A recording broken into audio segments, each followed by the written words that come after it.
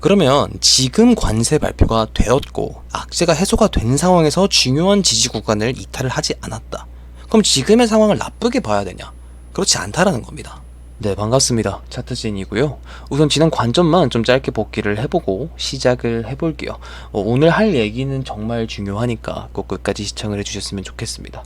우선 해당 하락 채널을 하락 이탈을 했을 때 추가적인 하락을 말씀을 드렸고, 그리고 이 추세선을 지켜주게 된다면 추가적인 하락이 발생을 해도 하락하는 과정에서 힘이 빠질 거라고 말씀을 드렸습니다. 그리고 실제로 힘없는 하락이 발생을 했고 이 해당 추세선 부근에서 추세가 전환이 되었죠.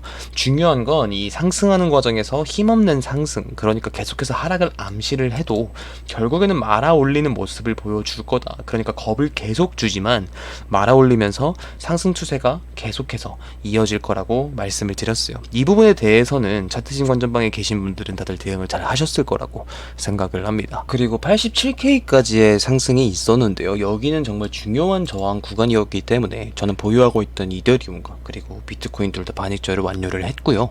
그리고 나서 관세 발표가 있었는데 사실 제가 생각했던 것보다 좀 과하게 빠진 게 맞습니다. 그리고 나서 어제 브리핑에 말씀을 드렸던 과한 패닉셀이 나왔지만 중요한 구간들은 지켜주었다. 그렇기 때문에 한 번에 추가적인 하락이 발생을 할 수는 있지만 추가적인 하락이 발생하는 과정에서도 힘이 빠질 거고 추세가 전환될 수가 있다 라고 언급을 드렸고요. 그리고 나서 비트코인이 좀 어느 정도 잘 반등하고 있는 모습을 보여주었어요. 여기까지가 이제 지난 관전 복귀고요. 차트진 관전방에 계신 분들은 최근 무빙에 잘 대응을 하셨을 거라고 생각을 합니다. 그 내용들은 텔레그램에 전부 다 남겨져 있으니까 한번 입장하셔서 어떻게 대응을 했는지 확인을 해주시면 좋을 듯 하고요. 자, 결론부터 말씀을 드릴게요. 저는 제가 보고 있는 주요한 추세선이 돌파가 되지 않는 이상 추가적인 상승이 계속해서 이어질 거라고 생각을 합니다. 그리고 여러분이 기다리던 그 알트코인 불장도 이제 곧 시작이 되지 않을까 싶어요. 자, 그래서 현재 이 비트코인과 알트코인의 상황은 어떤지 체크를 해보기 전에 아래에 있는 구독, 좋아요 버튼 한 번씩 꼭 눌러주시고요. 댓글과 더보기란에 있는 차트진 텔레그램에도 참여를 해주시면 감사하겠습니다. 그럼 시작을 해보도록 할게요. 우선 차트도 중요하지만 호재 악재도 정말 중요해요. 그리고 관세 발표의 내용은 확실하게 악재였죠. 그래서 해당 구간에서 중요한 지지 구간이 있었지만 매수를 들어간다든지 하는 액션을 취하지 않았던 이유는 하락의 힘이 강했기 때문입니다. 호재나 악재가 발생을 하게 되면 분명 볼륨이 강한 하락이 발생을 하던 상승이 발생을 하죠. 그 과정에서 우리는 무엇을 봐야 되느냐? 중요한 기준점이 되는 구간을 이탈을 하는지를 봐야 됩니다. 그러니까 호재 악재로 인해서 차트가 깨지는지를 확인을 해야 돼요. 이렇게 생각을 해볼 수가 있어요. 여기는 정말 중요한 지지 구간입니다. 여기서 관세가 발표가 되고 나서 패닉셀이 나왔어요. 그리고 그 패닉셀이 이 중요한 매물대를 이탈한 상태로 종가 마감이 되었다면 저는 모든 포지션을 종료를 하고 이 하방으로 추세를 따라갔을 겁니다. 악재로 인해서 중요한 매물대가 깨졌기 때문에. 하지만 그러지 않았죠. 보면 종가 마감은 중요한 지지 구간 위에서 마감을 했고 한 번에 반등이 나왔죠. 그러니까 이 하락의 힘도 어느 정도 해소가 되어야 되고 그 하락하는 과정에서 중요한 구간들이 이탈을 하지만 않으면 추세 전환으로 생각을 해볼 수가 있다. 그래서 저는 계속해서 이런 하락이 발생을 했을 때 액션을 취하지 않겠다고 말씀을 드렸고 하락의 힘이 빠지는지를 체크를 해보겠다고 말씀을 드렸던 거고요. 그리고 제가 생각했던 이 추가적인 하락이 발생을 했을 때 여기서는 제가 솔라나를 잡아봤거든요. 그리고 진과 함께도 말씀을 드렸던 리플, 에이다, 솔라나, 이더리움 이런 메이저 코인들은 전부 다 중요한 지지 구간에 도달한 상태다 라고 언급을 드렸습니다. 여기서 테드 도미넌스 차트를 볼게요. 테드 도미넌스 차트는 이 하락 추세선을 제가 정말 중요한 추세선이라고 말씀을 드렸죠. 비트코인이 이 상승장이 시작이 되고 나서 발생된 이 하락 추세선은 한 번도 깨지 않은 상태고 지금의 하락이 여길 도달한 상태다. 그리고 나서 1시간 봉으로 자세히 보게 되면 안 그래도 저항을 받는 하락 추세선에서 상승수익형 패턴이 발생을 했어요. 그러니까 하락 암시형 패턴이 발생을 했다라는 거죠. 그래서 이 패턴을 하락 이탈할 것을 생각을 하고 있었고 목표가는 이 헤드앤숄더 패턴의 넥라인, 그러니까 여기를 오른쪽 어깨가 만들어지는 과정이라고 볼 수가 있었습니다. 그렇기 때문에 이 5.2% 구간을 목표로 잡았던 거고요. 하지만 이 5.2% 구간에서 관세 발표가 되면서 이 넥라인은 깨지 않은 상태로 현금 비율이 급증을 했고 다시 이 하락 추세선에 도달을 했습니다. 여기서 말씀드린 게 이거예요. 상승 채널이 발생을 했다라는 것은 하락의 힘이 빠지고 있다라는 겁니다.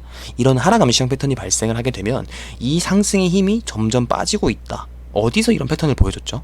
똑같이 이런 저항선에서 보여줬죠. 그럼 두 가지의 저항 근거가 생기기 때문에 제가 해당 구간에서는 솔라나를 잡아봤던 거예요. 추세 전환을 노리고. 이게 정말 중요한 기준점이거든요. 그러니까 여기를 원웨이로 뚫었어요. 그냥 돌파를 했다면 저는 알트코인 포지션을 잡지 않았겠죠. 다만 이 힘이 빠지는 것을 확인을 했을 때 이 저항은 돌파를 하기가 어려울 것 같다라는 근거가 생겼던 거고, 여기서는 추세가 반전이 될 수가 있겠다라고 말씀을 드렸던 겁니다. 그럼 여기가 안 뚫렸어요. 그리고 다시 하락 추세선 내부로 들어온 상황이거든요. 그러면 지금 관세 발표가 되었고 악재가 해소가 된 상황에서 중요한 지지 구간을 이탈을 하지 않았다. 그럼 지금의 상황을 나쁘게 봐야 되냐? 그렇지 않다라는 겁니다. 관세 발표가 시장에 정말 큰 충격으로 다가왔고, 그로 인해 비트코인의 하락 그리고 현금 비율의 상승이 올라갔는데도 이 테더 도미넌스, 그러니까 코인 시장의 현금 비율이 이 중요한 하락 추세선을 뚫지 못했다. 그럼 분명 비트코인은 상승할 수 있는 조건을 갖췄다라고 생각을 해볼 수가 있는 거죠. 그러니까 여러분이 생각을 조금만 바꾸셨으면 좋겠는 게, 호재가 나오면 올리고 악재가 나오면 내리는 게 아니라 호재가 나왔을 때 이 중요한 구간이 돌파가 되는지, 악재가 나왔을 때 중요한 구간이 이탈이 되는지를 봐야 됩니다. 이걸 중요하게 봐야 돼요. 그러니까 이때가 비트코인이 110K였어요. 그러니까 제가 여기서 하락 관점을 냈거든요. 계속해서. 이때 관세 이슈가 있었을까요? 없었어요. 이때는 기관이 매수를 했고 트럼프 취임식만 남았는데 무슨 비트코인의 하락장이 온다는 얘기냐라고 다들 얘기를 했었습니다. 하지만 저는 계속해서 하락 관점을 냈어요. 왜? 7년 동안 이 상승 추세선은 단 한 번도 깬 적이 없기 때문에, 여기만 닿으면 하락장이 왔었기 때문에, 그리고 호재가 쌓여있는 상황에서도 해당 구간을 돌파를 하지 못한 상태였고, 그래서 제가 여기서 하락 관점을 냈었던 겁니다. 계속해서. 그럼 지금 반대로 생각을 해볼게요. 이 하락 추세선 정말 중요한 기준점이죠. 그리고 관세가 발표가 되었어요. 그리고 나서 시장에 큰 충격으로 다가왔고 해당 구간이 돌파가 되었나요? 여기가 돌파가 안 됐죠. 그럼 어떻게 생각을 해볼 수가 있을까요? 악재가 발생이 되어도 여기를 지켜줬다는 얘기가 되는 겁니다. 그럼 지금부터는 현금 비율이 내려가면서 상승이 시작이 될 수가 있다는 얘기가 되는 거예요. 그러니까 정말 위험할 때는 관세 발표로 인해서 이 하락 추세선이 돌파로 마무리가 되었을 때, 이렇게 종가 마감이 되었다면 저는 그때는 상승 관점으로 더 이상 보지 않았겠죠. 그런데 어떻게 됐다? 관세가 발표가 되었어도 여기를 지켜주었다. 그럼 충분히 110K 구간에서 시작된 현금 비율의 상승이 지금부터는 추세가 꺾일 수가 있다는 얘기가 되는 거예요. 이해가 되셨나요? 저는 그렇게 생각을 하거든요. 지금은 이 추세가 꺾일 수가 있다.